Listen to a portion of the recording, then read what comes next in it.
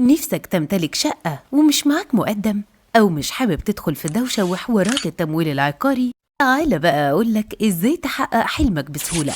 الدولة موفرة حل جامد جدا اسمه الإيجار التمليكي. الفكرة ببساطة إنك بتأجر الشقة من الحكومة بمبلغ بسيط، غالبا حوالي 1000 جنيه في الشهر، وفي آخر المدة الشقة بتبقى ملكك.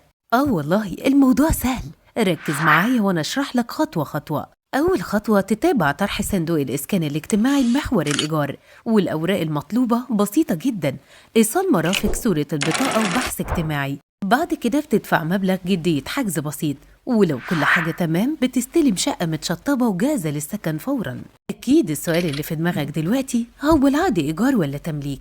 العقد بيكون إيجار لمدة 7 سنين وقابل للتجديد، والمفاجأة الحلوة بقى إن الدولة بتدعمك بمبلغ نقدي شهري.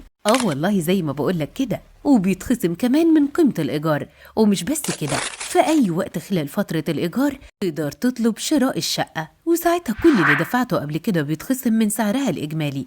يعني إيه الكلام ده؟ يعني ساكن وبتدفع إيجار، وفي الآخر بتملك الشقة وأصل عقاري باسمك. قولولنا بقى، يا ترى رأيكم إيه في الفكرة دي؟ وهل شايفينها فرصة حلوة؟ مستنيين تعليقاتكم.